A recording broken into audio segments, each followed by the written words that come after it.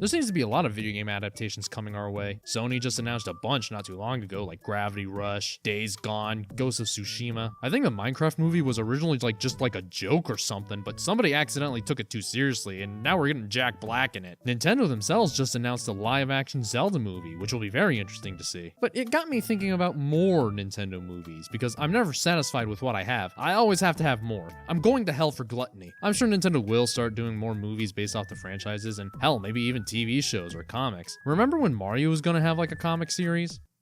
Remember when Mario was gonna have a porno? So now that we're potentially entering like a new age of Nintendo multimedia entertainment, I thought it'd be fun to sit down and just kind of give my own thoughts about like what I would want to see out of this whole thing. I won't go over every franchise, just ones that I'm particularly interested in, or just think would be cool to see an adaptation of in some way. I want to start with Splatoon because I'm apparently slowly becoming a Splatoon tuber. It's happening. The transformation is almost complete. I'm not really sure what type of story you'd tell with Splatoon. Like, do you take these characters and adapt them to fit a story based on the games, or do you just create an original cast that just happens to take place in this world? The manga does that. It also has public urination, so maybe that's not exactly the best source of inspiration. Honestly, I think I probably would just prefer an original cast. I like the agents, but they're also just supposed to be in some ways intentional blank slates. Like the player character, you customize them and put yourself in their shoes.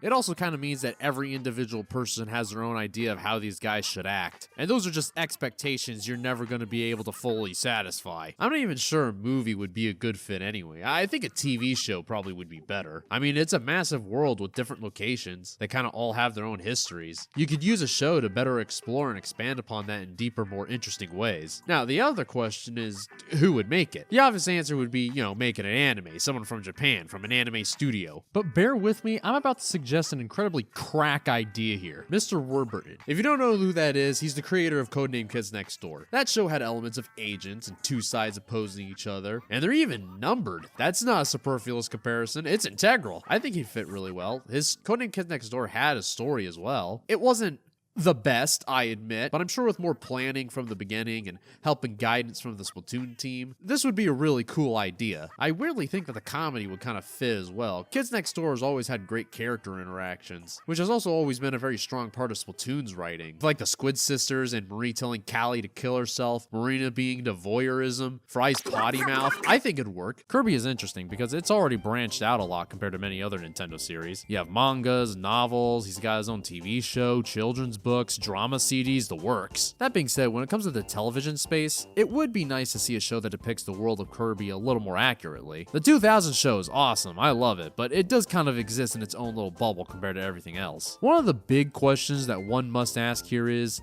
would Kirby talk? It seems like the immediate reaction would be no. But the thing is, we have seen Kirby talk before. Like in things like the novels, he's talking non-stop. Same with the manga. We actually hear him speak in some drama CDs.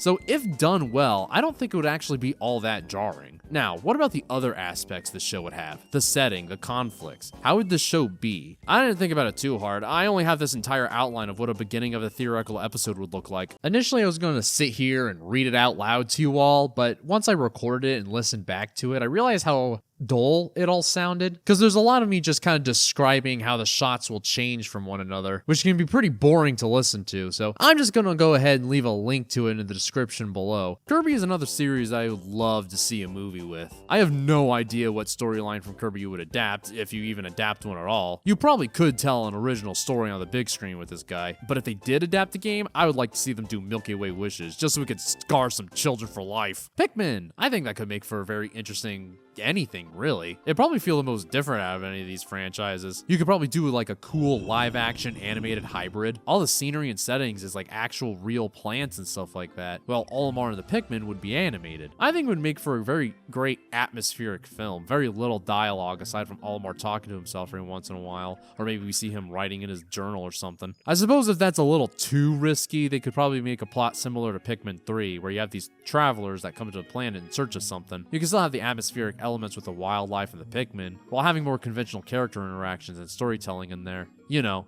for the boring people. It also means that we get to see Louie on the big screen, and honestly, could you ask for anything better? Metroid. This is kind of the big one, isn't it? Aside from Mario, Metroid was really the only other franchise at the time that Nintendo actually gave a genuine shot trying to turn into a movie. It didn't happen ultimately, but they did look into it. Apparently they backed out because the movie maker started asking questions about Samus's backstory that Nintendo didn't have answers to, nor did they want the studio answering for them. I do admit though, that part confuses me though, because according to what I looked up, production would have started around 2003, which would have been very close to the release of the Metroid manga, which did go into Samus's backstory. Couldn't they have just taken it from that, or use it as inspiration? In doing research, the timeline of the release of this thing is all kind of fucked up. When you type it into Google asking when the manga released, it says 2002, but looking at the page it's taking from, it says it got no source, and the last time it was edited was 2011. I think it's safe to say that this ain't accurate. Then you look at the general wiki, and it says it released in November 2003, and I would assume that the general wiki would probably be more accurate to some degree, but then I looked at Wikitroid, which is a different Metroid wiki that's more commonly used, and says it released in January. What the hell is going on here? After rereading through this multiple times, I finally figured it out. The chapters that released in January were part of a magazine called Magazine Z, and then it got its own independent manga release on November. And the Metroid wiki saying that it released in 2002 is just straight up wrong. I don't know where they got that number from. The Metroid wiki does say that there was an e-manga released on the official Metroid website in 2002, so maybe that released first, but I tried looking into that, and quite frankly, I could hardly find any information at all. Most of it would kind of parrot what I already read on the Metroid wiki. That was like a flash-based version of the manga officially released on the Japanese Metroid website. Apparently there was some like sound effects and animation, which is cool, but that would seem kind of weird if that released first, and nothing I read really gave a specific release date. The closest I could find was this YouTube video of a fan-made recreation, where in the description it says that they were turned into online e-mangas after the Magazine Z version's already released. So even if I can't find a specific date, I think it's pretty clear that it's still released sometime after 2002. So this is still just straight up wrong. Thanks Google for having this be one of the first things that anyone reads when searching for this shit. So anyway, back on topic. By the time the production of the film started, the Metroid manga would have been a thing. So why couldn't they just take from that? It was an official tie-in to Metroid Fusion, and from my understanding, it is canon. So what's this bullshit about Nintendo not being able to answer questions relating to Samus?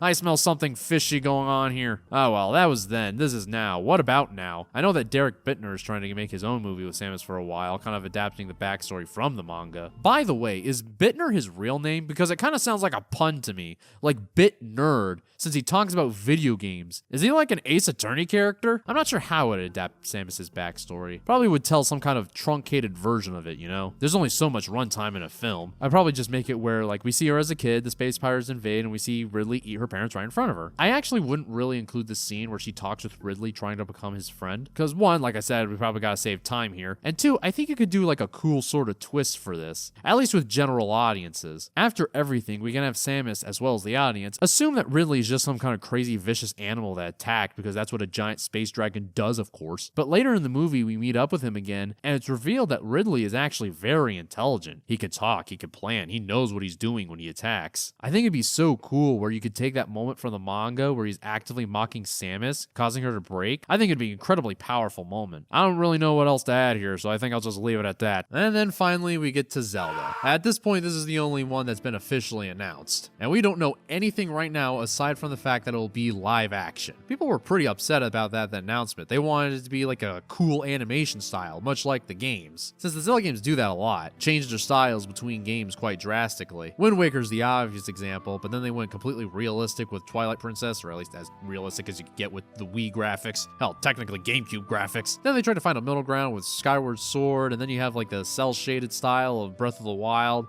except not as extreme as Wind Waker. So many people probably want to see a different art style to the big screen, but the more I think about it, the more I realize that the live action makes sense. If Nintendo wanted to make a unique animation style for Zelda, they could just do it themselves. Live action is really only possible on the big screen. They couldn't make a live action Zelda game. CDI technically already tried that, and it didn't really work out well for them. So if they wanted to do a live action Zelda, this was kind of their only opportunity to do so. I think it makes sense. In terms of story and timelines, where do you even begin with that? I don't know how you'd adapt any of them, if that's even the goal at all. It's probably just going to be its own original take on the general story of Zelda. Link is the hero, he's got to get the Master Sword, collect the Triforce pieces, Ganondorf is there probably, and just make an original story story out of those elements. The big thing I want to know is, will they have Link talk? He has always been silent in the games, but that's mostly from our perspective. In-game, many of the Links are actually implied to be quite chatty, so he'll probably speak in the movie. I think Link is probably going to be the most difficult character to portray because the personalities of all the Links are so